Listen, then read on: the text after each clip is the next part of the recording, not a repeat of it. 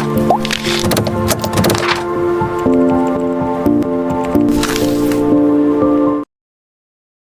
warahmatullahi wabarakatuh. Perkenalkan, nama saya Lodi Ardiansyah dengan NIM 23650070. Saya dari Prodi Teknik Informatika Universitas Dayang Iksanuddin. Baik, di sini saya akan mencari artikel tentang manfaat sistem informasi geografis di bidang perkotaan. Nah, di sini saya sudah mendapatkan artikelnya yang bersumber dari step.baliprof.go.id. Nah, manfaat sistem informasi geografis dalam perencanaan wilayah.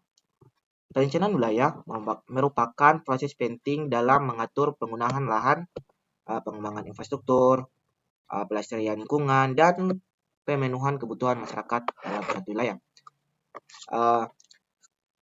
Berikut adalah beberapa manfaat utama sistem informasi geografis dalam perencanaan wilayah. Yang pertama, ada analisis spasial yang mendalam. Analisis spasial merupakan salah satu kegunaan utama dari sistem informasi geografis yang memberikan pemahaman yang mendalam tentang data geografis. Berikut ada beberapa contoh analisis spasial yang mendalam dan manfaatnya. Yang pertama, ada interpolasi data. Interpolasi data ini memberikan nilai antara titik data. Yang kedua, ada Browvarying. Berfungsi sebagai mengidentifikasi area setiap fitur geografis dan membantu dalam manajemen risiko seperti banjir.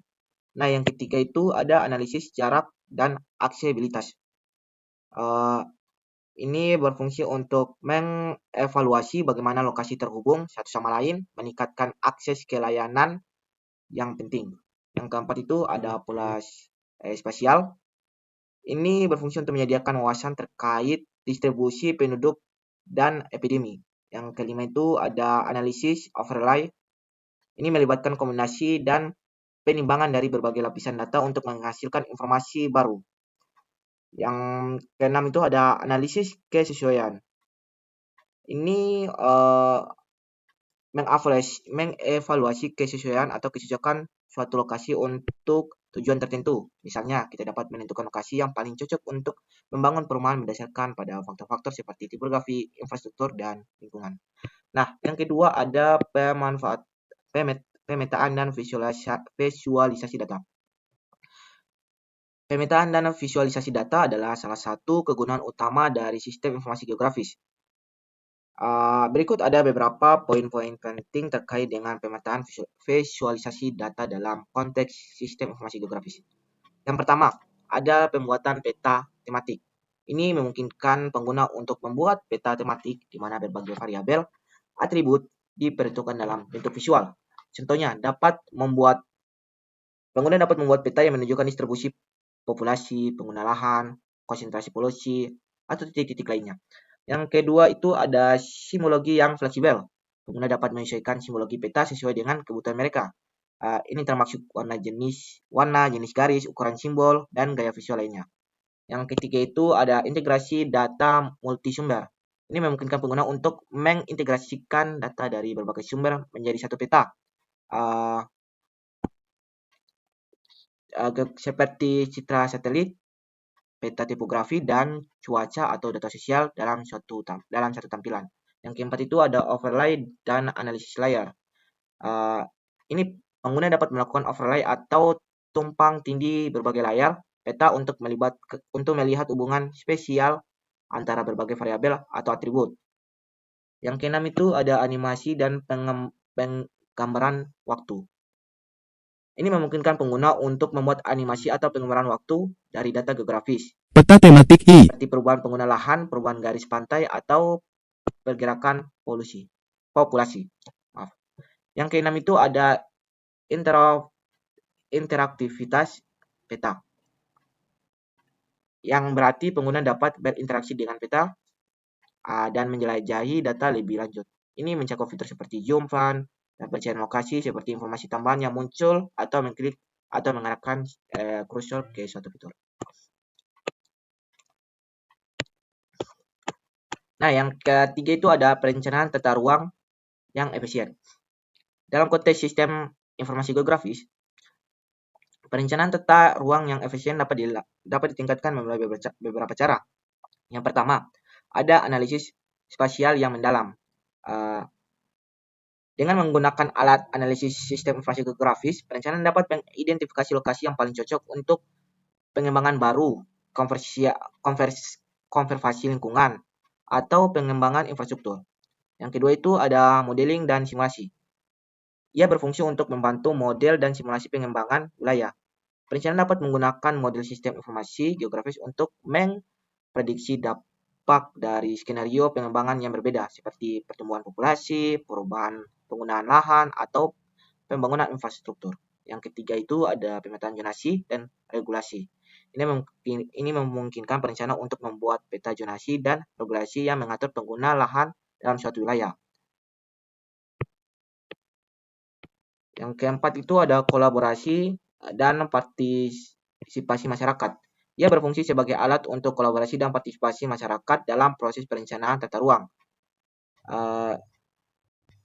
Untuk membagikan informasi kepada masyarakat, menerima umpan balik, dan melibatkan mereka dalam pengambilan keputusan. Yang kelima itu ada pemantauan dan evaluasi. Ini berfungsi untuk pemantauan dan evaluasi hasilnya. Perencana dapat menggunakan sistem informasi geografis untuk memantau perubahan lingkungan, perkembangan pembangunan, dan pencapaian tujuan pembangunan berkelanjutan. Nah, yang keempat itu, poin keempat, ada manajemen sumber daya alam yang berkelanjutan. Nah, manajemen sumber daya alam yang berkelanjutan merupakan upaya untuk mengelola, melestarikan sumber daya alam secara bijaksana agar dapat terus dimanfaatkan oleh generasi sekarang dan masa depan. Nah, manajemen sumber daya alam yang berkelanjutan dapat melalui beberapa cara. Yang pertama itu ada pemantauan dan pemetaan sumber daya alam. Ini memungkinkan pengguna untuk memantau dan memetakan sumber daya alam seperti hutan, perairan, tanah, keanekaragaman hayati. Yang kedua itu ada analisis kerentanan dan risiko. Ini berfungsi untuk menganalisis kerentanan dan risiko terhadap sumber daya alam seperti risiko kebakaran hutan, erosi tanah, atau penurunan kualitas air. Yang ketiga itu ada perencanaan penggunaan lahan yang berkelanjutan. Ya, ini memungkinkan perencana untuk merencanakan penggunaan lahan yang berkelanjutan dengan memperhitungkan kebutuhan manusia dan konservasi lingkungan. Nah, yang keempat itu ada pemantauan perubahan lingkungan. Ini memungkinkan pemantauan perubahan lingkungan secara terus-menerus. Nah, yang keempat itu ada pemantauan perubahan lingkungan. Ini memungkinkan pemantauan perubahan lingkungan secara terus-menerus menggunakan citra satelit, data sensor, dan lainnya.